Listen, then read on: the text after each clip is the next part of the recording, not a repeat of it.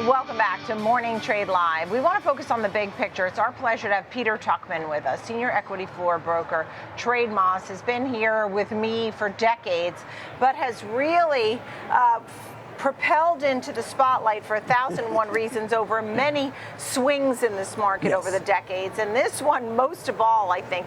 I mean, you've been on mainstream television now every single night, every day. What is it that they're asking you? Because when we're in business, we're looking at the trade deficit. We understand the trade deficit, why it is the way it is. What is it that mainstream media wants to know? You know, it's fascinating because it's so different. Right. First of all, they are obviously looking. They're critical of what's going on in the administration. They're critical of the messaging that's going on, and why is this messaging so confusing? Then they're really looking into the nooks and crannies of where we are now. Apparently, when I'm on with Dan Ives, which obviously he's such a wealth and a well of such great information, and so it turns out, you know, we're talking about things like pricing. We're talking about Amazon. Last night we talked about, you know, the altercation between, you know, basically it's the world against the administration, and how is that faring within the market. So normally the show that I've been on is not a market-centric show like ours is, but lately obviously all eyes are on what's the relationship between what's coming out of the administration, the effect on the market over the last 6 weeks and the last 2 weeks, and in fact the last week.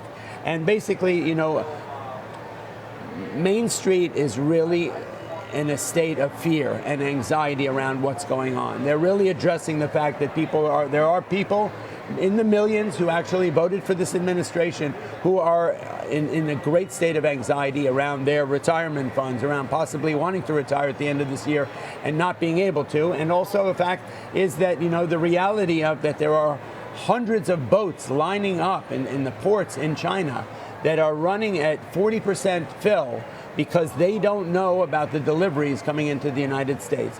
We've been talking about, you know, the supply chain and interruption, massive interruption of the supply chain coming into the United States, and how the messaging out of the president, the fact that we are getting, you know, one story out of the president and one story out of China. One story out of China. Right. And how do we what do we know is true? Exactly. Right. I understand. Yeah. I think that you and Dan Ives should be invited to the White House, because the whole world is turning to you and Dan Ives for the answers. And it's not like you're talking to President Trump every day. No. And so often when people have questions or a calamity seems to evolve, then they go and talk to the administration, and they come out and they always seem in a better place. Why is that? You know, I don't know. Where my basic frustration lies is the fact that, you know, this situation did not have to happen, in my opinion. You know, and that, that 8 weeks ago, 12 weeks ago, we were sitting there, markets were trading at record highs. And obviously, look, he's the new sheriff in town, no disrespect to the president. And we knew that he had policies that were all around tariffs, and that was on the table. But the bottom line is that we are not getting any kind of clear messaging to mainstream media, to people in the country. And, you know, and it's almost like we're living in this weird. Yeah, go ahead. I was going to say, you know, and I know that the president, with one tweet or one comment on Truth Social, can change the market. Correct. Right? I mean, the Nasdaq's up 5 of the last 6 trading days. Things could change on a dime like never before. Correct. Do you think they could? Do you have a base case and a best case? Okay. I won't even go to the worst case, because that's just terrible. I don't even want to hear it. Your base case and your best case. Okay, look, we could line up a story here. Some of the powers that be, the way smarter people than me, are actually talking about a recession. You and I talked about it a couple of weeks ago. The R word, right? That wasn't even on the table, right? We know by definition a recession is 2 back-to-back quarters where GDP is shrinking, right, with massive layoffs. Well, that, you know, even after Liberation Day, that still was not even in the cards. But over the last couple of months, do you realize that the companies, like a lot of the airlines who are cutting flights, who are not able to give guidance? We have not seen the inability to give guidance since COVID. Right. And so we are really going back to that kind of period of time. This can all, okay, the curious thing what Dan is saying is The clock is ticking, okay? We could pull this off if we start getting deals. We need deals, and we don't need to be, we're playing this cat and mouse game where, oh yes, we have a deal, it's done. Well, who's the deal with? Well, we don't really want to divulge that. You know, it's like the investment community and the trading community are not dumb people, right? I don't understand why we're not, you know, these are the people who voted for you. These are the people who are your constituents. They are the Americans. Look at Ken Griffin said. He believes that the brand of Buy America, and he's a huge supporter of Mr. Trump, okay, said that brand America has been eroded by the way that the administration is treating the country and is treating this subject of tariffs. You know, the bottom line is if there are companies, small businesses, are sitting on the edge of their chair because they don't know, right, what their cost of goods sold are going to be coming in, even for Christmas. There's a lag time of all that. Right. Sorry. You know, sorry, my apologies. You know, so we're sitting here in a situation where there's so many uncertainties and unknowns, you know, that continue to affect us on a day-to-day basis. Look at the market this morning. We were off just a little bit. Now we are off 1.2%. Well, because we got in all these prints. You got a negative GDP print. Part of that is because of the load up of goods in the trade deficit yesterday. You got an ADP print of fewer jobs being created. You could either say we're at full employment or there's no clarity, so they don't want to open jobs up. So what do you tell investors? Just stay the course, don't pull money out, stay where you are, buy dips, or get the heck out? You know what, look, I'm not a financial advisor, and so disclaimer across the board, I would not want to be one right now because I really wouldn't know what to tell them. Right now, from a trading community, volatility is the lifeblood of great trading, so it's a wonderful environment for that.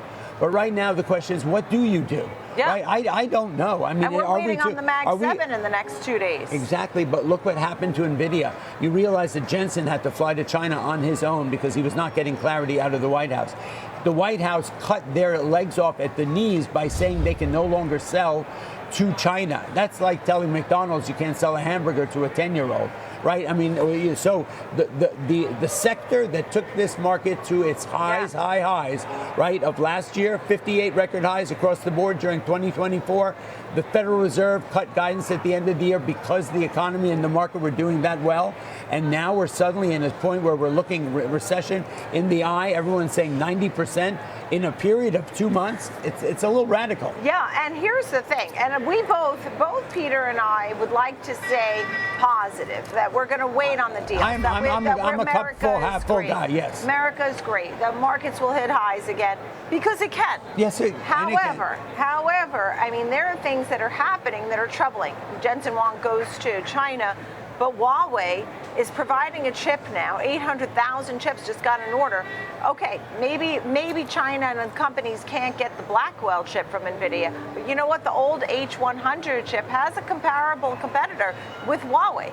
Huawei is now pumping out hundreds of thousands of chips to fill that hole. Right. And those people... That's an old product, though, right? Yeah, but why are we even confronting that kind of situation? But now those companies that are taking the Huawei chips, are they going to go back to Nvidia chips again? Well, or maybe are they going to say, you know what, we're doing fine with the Huawei chips. Correct. I'm not changing them again. Yeah. You know, is it lost? And Dan, he came out, he was so gloom and doom. I mean, he was he's talking about Armageddon, and he's not a gloom and doom guy. Yeah, he made us seem like we're going back to the Fred Flintstone era. I don't know that that's true. Right. What is his message now? You know what, look, we joked about technology, that. You have the CEOs of these tech companies going to the administration and meeting with him regularly. Yeah. You've gotten tons of billions and billions, hundreds of billions of dollars for investment here.